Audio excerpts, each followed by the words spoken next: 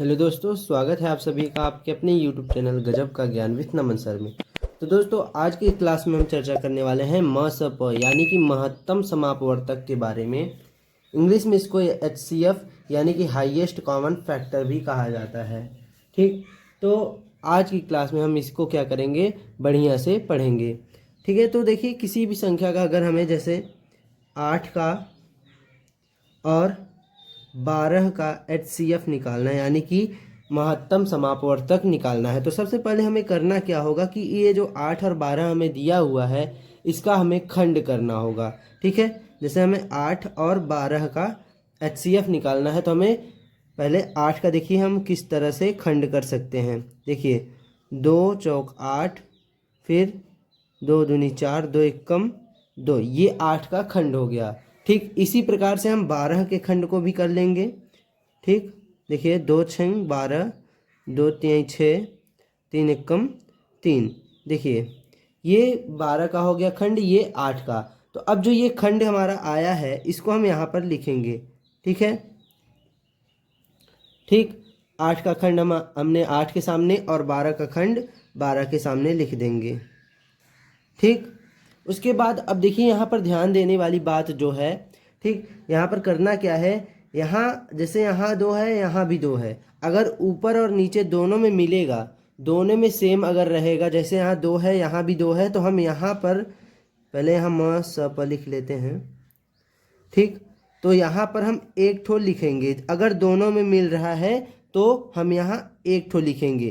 देखिए ये मिल रहा है तो हमने एक यहाँ पर 2 लिख दिया। अब देखेंगे आगे, यहाँ यहाँ मिल रहा है फिर हम 1 2 लिख देंगे, लेकिन यहाँ और यहाँ नहीं मिल रहा है। देखिए यहाँ 2 है यहाँ 3 है, इसलिए हम यहाँ पर नहीं लिखेंगे। ठीक है, तो यानी कि जो हमारा 8 और 12 का महत्तम समापवर्तक हो गया वो हमारा क्या हो गया, 4 हो गया। क्यों?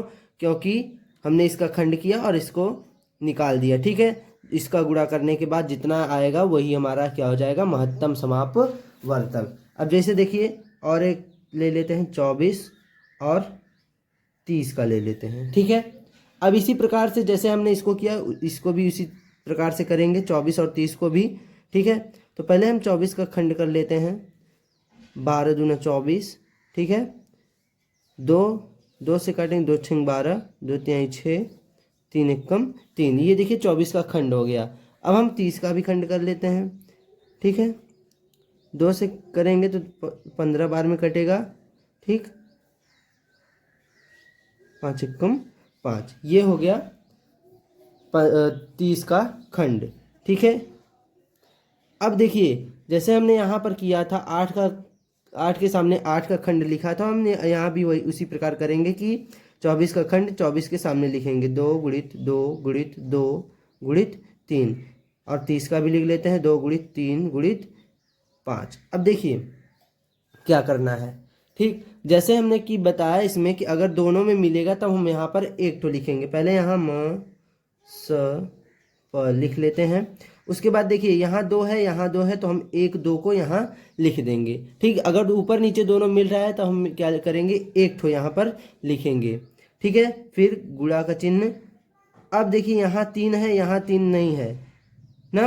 अब देखिए यहाँ 3 है लेकिन यहाँ भी 3 है, तो मिल रहा है ऊपर और नीचे। ये जरूरी नहीं है कि इसके सामने ही रहे, जस्ट सामने ही रहे, यहाँ है, दोनों में ऊपर नीचे है 3, तो हम यहाँ पर इसको लिख देंगे। अब देखिए 5 यहाँ है, ऊपर 5 कहीं नहीं है, तो इसका हम गुणा कर देंगे, यही हमारा क्या हो जाएगा, महत्तम समापवर्तक यानी कि HCF 2 तिहाई 6, यानी कि 24 और 30 का HCF कितना हो गया, 6, और 8 और 12 का 4। यही हमारा क्या हो गया, एकदम सही आंसर है।